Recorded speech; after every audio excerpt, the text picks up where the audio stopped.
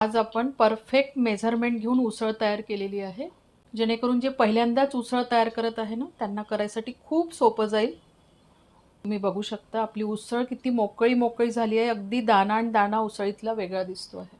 खायला एकदम मऊ उसळ ही लागते. अगदी तुमचा पोटभर खायचा विचार असेल ना तर 2 जण आरामात शेअर करू शकतात. एवढ्या प्रमाणातली आपली उसळ आहे आजची.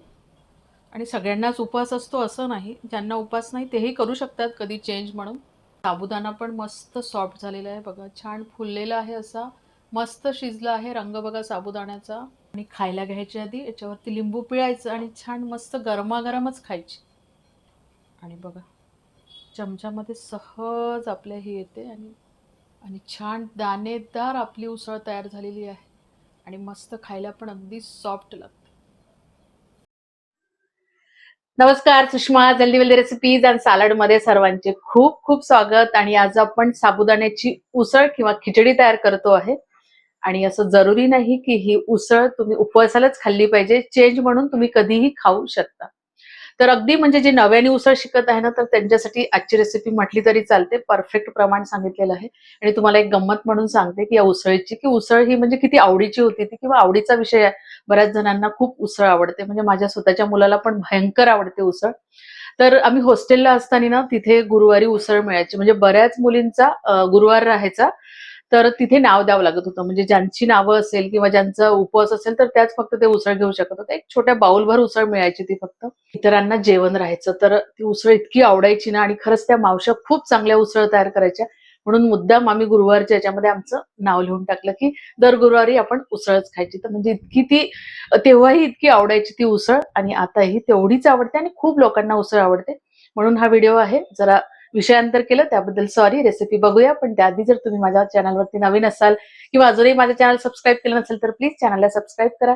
रेसिपी आवडली तर जास्तीत जास्त लाईक करा, शेअर करा. तसेच बेल आयकॉनला पण क्लिक करा जेणेकरून माझ्या नवीन व्हिडिओचे नोटिफिकेशन पहिल्यांदा तुम्हाला येतील. रेसिपीला एक लाईक नक्की द्या आणि तिला पटकन रेसिपी बघूया. साबुदाण्याची उसळ मोकळी पण मऊ पण झाली पाहिजे. तर त्यासाठी पहिली स्टेप काय असेल तर ते म्हणजे साबुदाणा भिजवणे. तर हा बघा तुम्ही साबुदाणा असा दाणा दाणा असा दिसतो आहे साबुदाण्याचा. हा भिजवलेला साबुदाणा आहे. तर त्यासाठी काय करायचं ना की तुम्हाला जेवढा साबुदाणा भिजत घालायचा आहे ना तेवढा साबुदाणा घ्यायचा. आणि तो 2 पाण्याने चांगला हात घालून आपण तांदूळ कसे धुतो ना तशा पद्धतीने स्वच्छ धुवून घ्यायचे. घासून नाही धुतला तरी चालते. आणि तुम्ही बघू शकता खालपर्यंत साबुदाणा आपला मुरलेला आहे. पण साबुदाणा एकदम मोकळा मोकळा झालेला आहे. तुमचा जर साबुदाणा असा भिजला गेला असेल तर तुमची उसळ एक नंबर मोकळी होते आणि छान सॉफ्ट आणि मऊ पण. आणि खायला पण एकदम मऊ लागते. 2 पाण्याने साबुदाण्याला चांगलं धुवून घेतलं की ते सगळं पाणी काढून टाकायचं आणि त्या साबुदाण्याच्या वरती थोडंसं पाणी ओतायचं. फक्त म्हणजे साबुदाणा त्याच्यामध्ये बुडल्या गेला पाहिजे एवढंच भिजत घालायचं. ही झाली आपली पहिली स्टेप.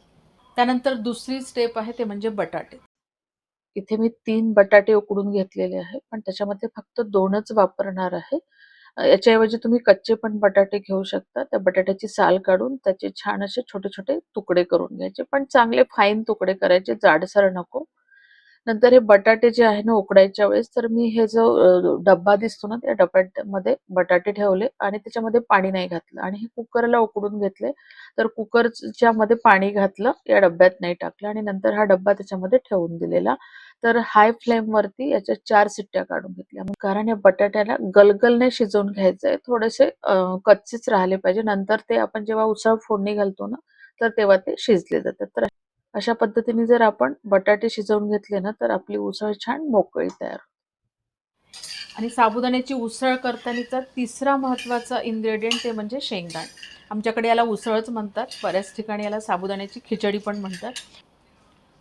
तर इथे शेंगदाणे जे आहे ना मस्त असे खरपूस भाजून घ्यायचे. अशी सहज त्याची साल निघायला पाहिजे.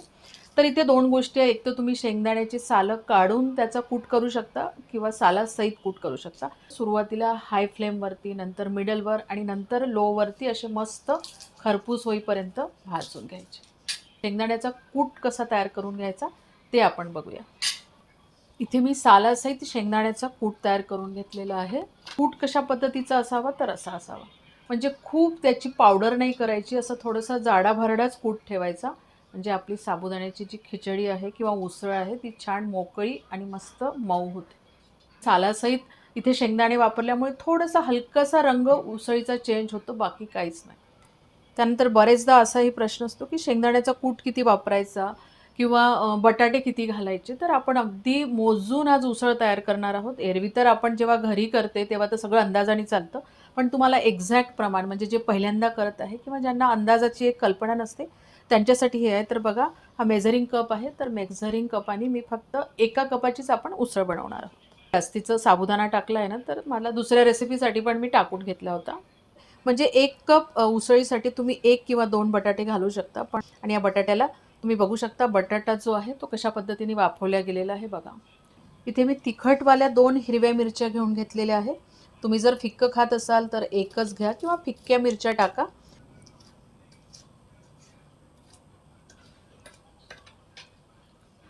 उसळ करायला घेऊया. त्यासाठी कढईमध्ये तेल घालून घेऊ. 1.5 टेबलस्पून तेल टाकून घेतलेलं. अजून एक, उसळीमध्ये तेल जास्त घातलं की उसळीची चव खूप चांगली लागते. तर थोडंसं तुम्ही तेल जे आहे ते तुमच्या आवडीने घाला. जिरं आपलं फुललं पाहिजे तर एवढंच तेल गरम होऊ द्यायचं. 1 टीएसपी जिरं घालून घेतलेलं. इथे आपलं जिरं फुललेलं आहे. आता लगेच आपण ही हिरवी मिरची घालून घेऊ. गॅस जी आहे ते स्लिमवर करून द्यायची. हलकंसं आपण तेलामध्ये होऊ देऊ. बटाटे टाकून घेऊ याच्यामध्ये. बटाट्याला अगदी थोडा वेळ आपण या तेलात परतवून घेऊ. म्हणजे बघा, इथे थोडेसे तुमचे बटाटे जे आहे ते शिजले जातात. बटाटे अर्धा मिनिट परतवून झालेला आहे. आता आपण हा साबुदाणा याच्यामध्ये घालून देऊ. साबुदाणा जेव्हा शिजतो ना तर साबुदाण्याचा रंग चेंज होतो. आता बघा, पांढरा शुभ्र साबुदाणा दिसते आहे आणि साबुदाणा असा परतवून झाला की लगेच हा शेंगदाण्याचा कूट टाकून घ्यायचा. तर मी या वाटीने अर्धा वाटी टाकलाय आणि आपण आता हे मिक्स करून घेऊ. 1/2 टीएसपी सेंधेमीठ आहे. आपण मिक्स करून घेऊ. झाकण ठेवून द्यायचं. गॅसची फ्लेम अगदी स्लिमवरच आहे आपली आणि 3 ते 4 मिनिट मी याला शिजवू देते. 4 मिनिटांनी चेक करूया. एकदा आपण मिक्स करून घेऊ.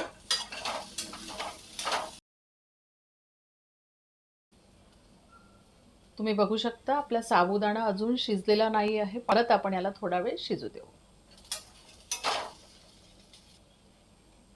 परत झाकण ठेवून आपण याला परत 3 मिनिट वगैरे शिजवून गॅस बंद करून देऊ आणि उसळ जी आहे ती आता अशीच राहू दे. याच्यावरती गॅस बंद केल्यानंतर लगेच उघडून नाही बघायचं. झाकण राहू द्यायचं त्याच्यावरतीच तसंच 2 मिनिट आणि 2 मिनिटांनी मग सर्व करता येतं. झाकण उघडून बघूया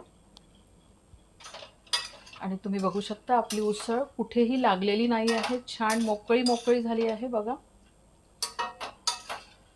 आणि मस्त शिजलेली आहे. मी मगाशी दाखवलेला साबुदाणा बघा आणि आता साबुदाणा बघा. साबुदाण्याचा रंग बघा. म्हणजे आपली उसळ इथे परफेक्ट शिजलेली आहे. पाहिजे असेल तर कोथिंबीर घालू शकता खात असाल तर, कढीपत्ता घालू शकता खात असाल तर फोडणीला, किंवा थोडंसं काही लोकांना गोडसर आवडते तर थोडीशी साखर पण घालू शकता, अर्धा चमचा वगैरे किंवा पाव चमचा. आणि बटाटा बघा मस्त शिजलेला आहे बघा. साबुदाणा पण बघा अगदी सॉफ्ट झालेला आहे आणि मऊ आणि लुसलुशीत लागते ही उसळ. आणि झाकून ठेवून द्यायची बराच वेळपर्यंत. ती अशीच राहते छान. उघडी ठेवली तर ती कडक येते. जायला घ्यायची आधी याच्यावरती लिंबू पिळायचं आणि छान मस्त गरमागरमच खायची.